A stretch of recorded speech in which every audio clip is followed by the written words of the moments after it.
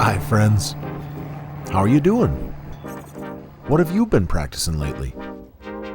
Today, we're flying my favorite 3D practice plane, the E-Flite Eratix. I have graduated to 100% rates, and I'm using about 50% expo to soften things up a bit. So join me for a few different flights while I work on technique and learn some new maneuvers.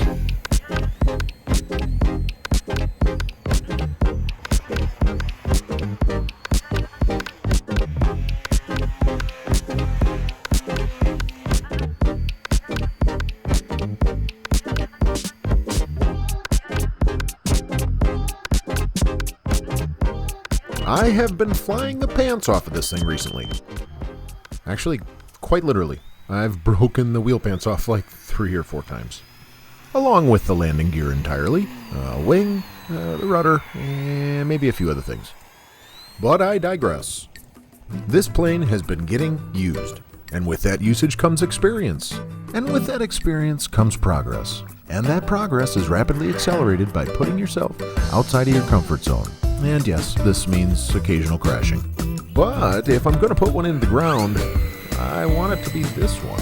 It's relatively inexpensive, it's easy to fix, and it doesn't hurt my feelings as much when it's covered in foam tack.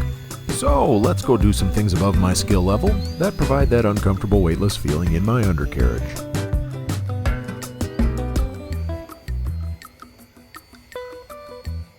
My son and I started flying in May of this year, about 5 months ago. Naturally, with our obsession with scale trucks, flying warbirds was our first interest. Being afraid to crash said warbirds, I invested in a flight simulator, real flight. Soon after, I discovered the Cap 580 because it looked cool, and a lot of the guys at the field were flying 3D. Which is not something I was interested in at first, really at all. But knowing it was important to learn how to use the rudder right away, I figured, hey, if I learn how to hover, that'll teach me. About 4,500 crashes later, it finally started to click, and man, was it a cool feeling. Learning to hover in the simulator unlocked something in my brain, and started to change how flying felt. Coordinated turns became easier and more natural. Steering the plane in the wind, lining up for the runway, all of these things just got easier. And most importantly, more fun. And then we went to EAA AirVenture for the very first time this year and saw the Red Bull team perform, amongst a number of other aerobatic pilots. I guess it added the sense of scale and realism to 3D flying that I needed, because ever since then, it's been an obsession. Now, ridiculous amounts of thrust and ultralight wing loading make RC planes do things that full-size planes can't, but that's kind of the fun of it too. Seeing how crazy you can get, how far you can push it. All of that fun and excitement, minus the risk of going down with the plane. Awesome.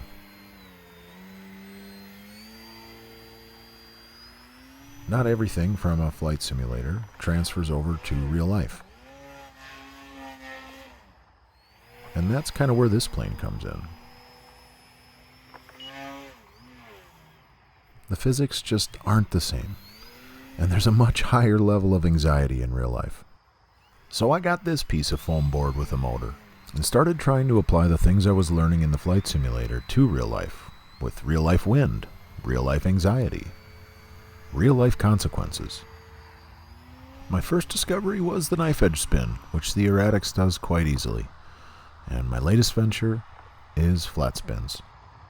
But it all started first with hovering.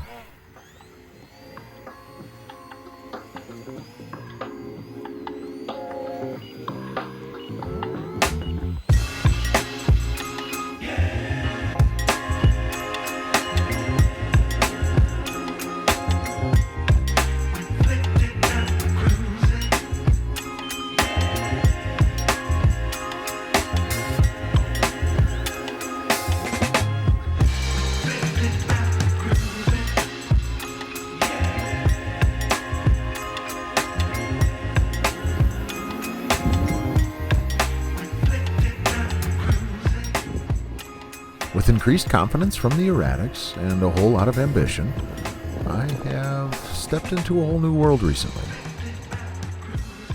A few weeks ago, Chuck rolled this out of his hangar and gave it to me for nearly half the price of an Aerobatics.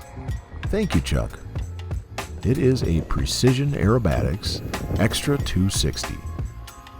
This is an OG bird, manufactured sometime around 2010. Stay tuned for videos on this and my first balsa plane ever, an E-Flite MXS.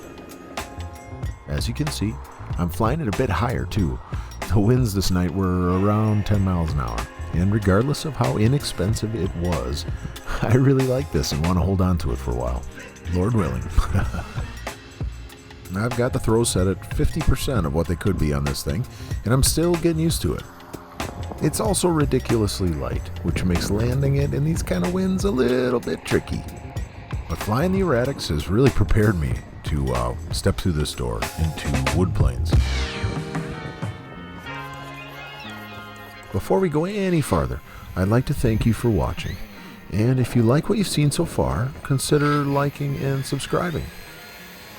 From here on out, I'm going to leave you to enjoy, hopefully, some highlights from a few of the other flights that night. Be sure to leave a comment below and let us know what you're working on, any questions you have, or what you'd like to see next. I'm going to keep putting in the time, jamming sticks, and hopefully soon I'll be able to teach you what I'm doing and maybe set up a stick cam.